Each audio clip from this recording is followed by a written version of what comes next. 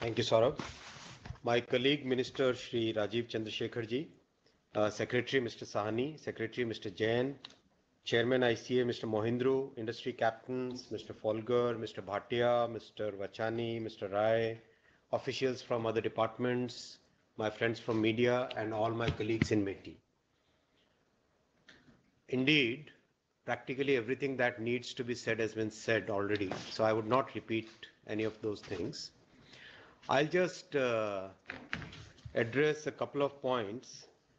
About a month and a half back, when all the industry captains met me, I kept on asking, what is the specific thing that you would like me to focus on? What is that laser sharp focus that you would like me to put on? And I got 4 points on my table as a result of that interaction. First was large footprint factories which can hire something like 40,000 to a lakh workers. So I would like to report back today to the industry colleagues what is the work done on that action item which you guys gave me. Two things. First, this requires a lot of change in the labor regulations. So first item that we did was to meet the labor minister, understand what are the limitations that he would be having if this kind of scale has to be done. And very gladly I'm reporting back to all of you is that Labor Minister is very positive on this. He feels that this is a highly doable thing. This is not something which requires any major change in the legal framework or in the rules framework. It is very much possible just with administrative actions. And the commitment is that if this requires any change in the rules and regulations or even in the law, then also the commitment is there from the Labour Ministry for all of us, for the electronics industry, for the goal of creating the footprint which is needed for becoming competitive. The second point which many friends, at least three of the friends from the industry suggested is that many other countries have housing on campus. And that makes a very big difference in terms of productivity, efficiency, in terms of safety, security, many things. So this is another thing which is generally not allowed as per our labor regulations. So Mr. Sani and the team prepared a detailed note on it. Using that note, once again, I had discussions both with the state government labor officials and the labor minister at the government of India. Both of them feel that just with a little bit of tweak in the regulations, it's possible. So the suggestion here is that we take a particular case and see whether it can be done with state governments tweaking of regulations, or it can be done with central governments advisory to the state government and then subsequent tweaking of regulations by the state government. So my request to the friends and colleagues from industry is that please come up with one specific location where we would like to test this idea and then take it forward. Third was about the dual regulations, because there is a fear that telecom ministry being a very regulatory kind of mindset. So if telecom also starts regulating mobile manufacturing industry, then it will become very difficult for the industry to grow at the pace at which it wants to grow. So a very clear decision has been taken. I'm sure all of you would be aware, but still I'm repeating it for the sake of record here.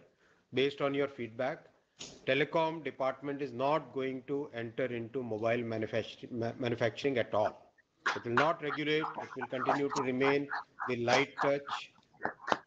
It will continue to remain the light touch regulation which is currently there, and that regime is not going to change. It's very clear decision.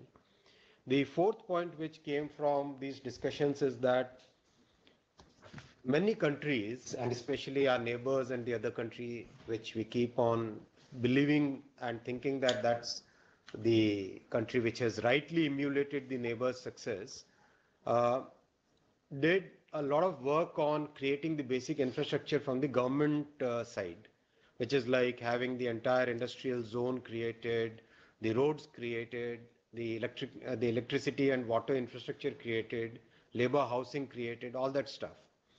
So can we emulate that at least at 2 or 3 places is what I thought. Let us take this challenge based on your feedback. And I'm happy to report back that we have identified at least 3 locations where this is possible to do.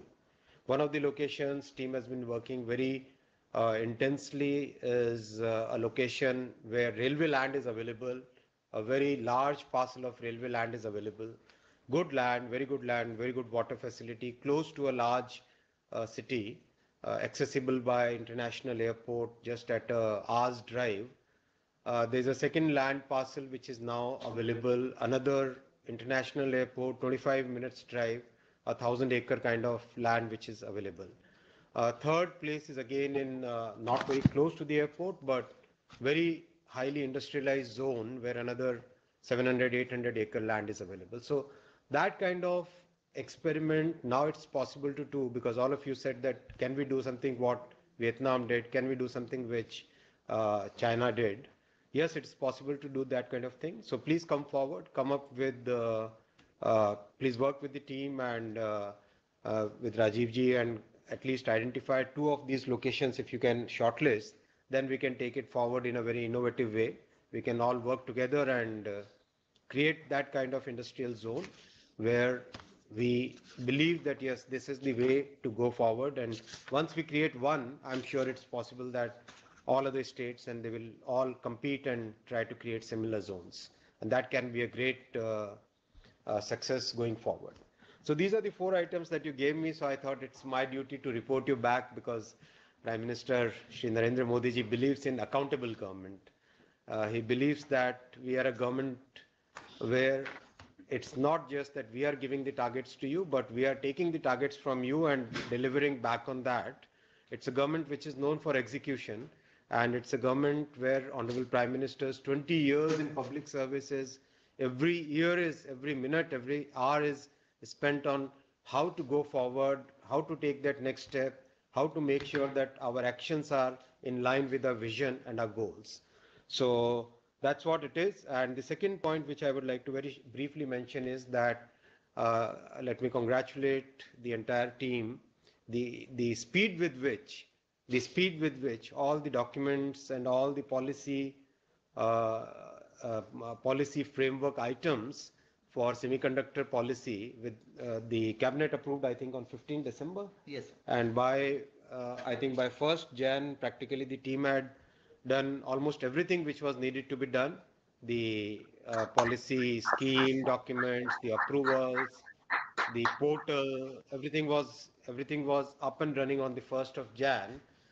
And I commit to you, all of you, that this is the speed with which we'll continue to work, because that's the way Prime Minister is guiding us, and that's the way this government will work.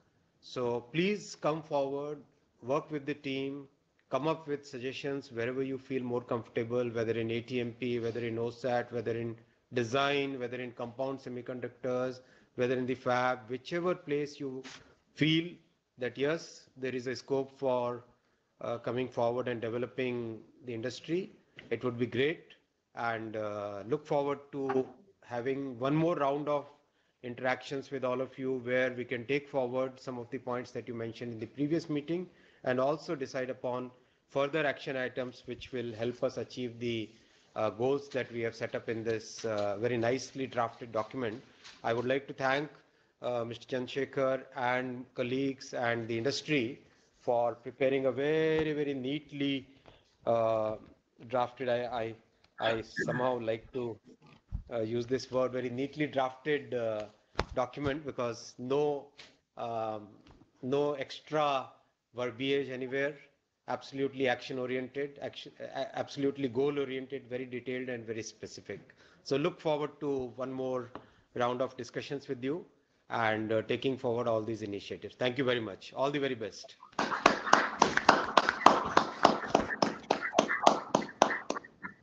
Thank you, Honorable Minister, sir.